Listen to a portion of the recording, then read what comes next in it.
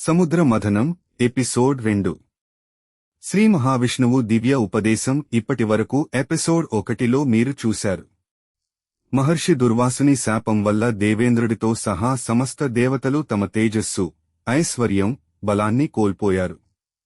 ఆ అవకాశాన్ని వినియోగించుకున్న అసురులు 3 లోకాలపై తమ ఆధిపత్యాన్ని స్థాపించగా దేవతలు తీవ్ర నిరాశలో మునిగిపోయారు. తమ రక్షణ కోసం, అలాగే సమస్త లోకాల శ్రేయస్సు కోసం దేవతలందరూ వైకుంఠానికి చేరి శ్రీ మహావిష్ణువును శరణు కోరారు. అప్పుడు శ్రీ మహావిష్ణువు వారికి ధైర్యం చెప్పి అమృతాన్ని పొందే దివ్య మార్గాన్ని తెలియజేస్తానని అభయమిచ్చారు. ఇక్కడి నుంచే ఎపిసోడ్ 2 ప్రారంభమవుతుంది. శ్రీ మహావిష్ణువు ఇలా ఉపదేశించారు: ఓ దేవతలారా, ఇది బలప్రయోగానికి సమయం కాదు, సహనం, వివేకం మరియు వ్యూహంతో వ్యవహరించాల్సిన సమయం ఇది. అమృతాన్ని పొందేందుకు అసురులతో కొంతకాలం సంధి కుదుర్చుకుని వారితో కలిసి పనిచేయండి. సరైన సమయం వచ్చినప్పుడు ధర్మమే విజయం సాధిస్తుంది. ఇది నిశ్చయం.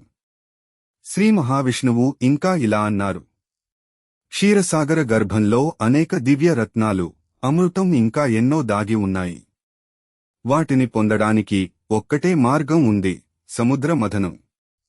మందరాచల పర్వతం మథన దండంగా ఉంటుంది. నాగరాజు వాసుకి తాడుగా ఉంటారు.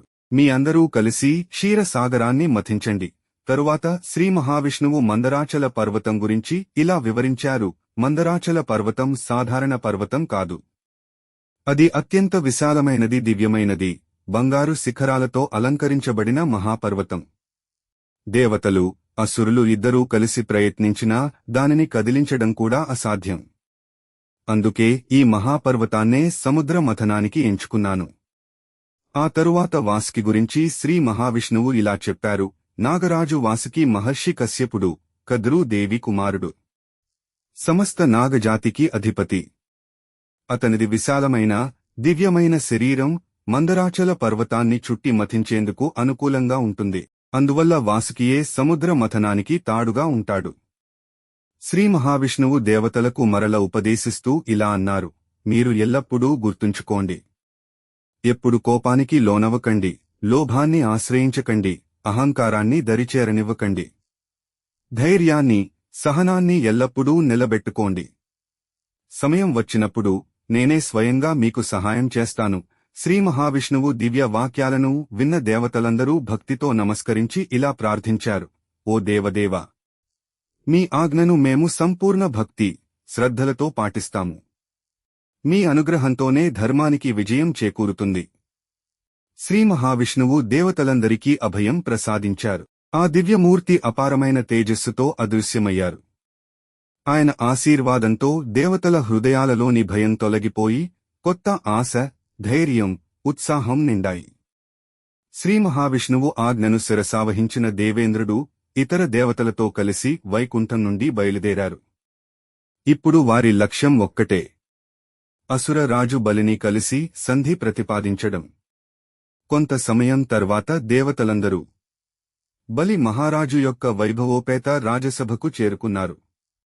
దేవేంద్రుడు వినయపూర్వకంగా ఇలా అన్నాడు: ఓ మహాబలి, మా ఉద్దేశ్యం యుద్ధం కాదు, సంధి.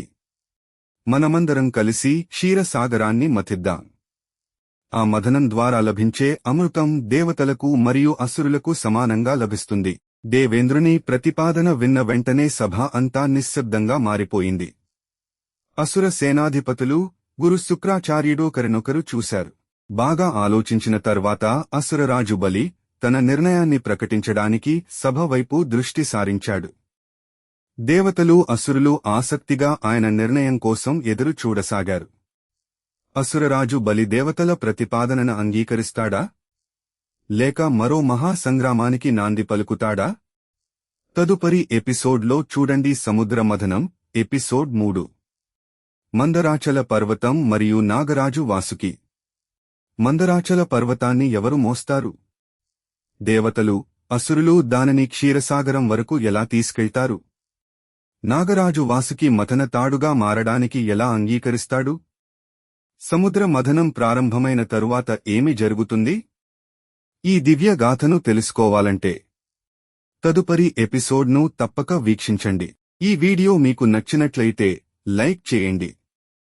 మీ కుటుంబ సభ్యులతో, మిత్రులతో పంచుకోండి ఇలాంటి ప్రామాణిక సనాతన పురాణ గాథల కోసం.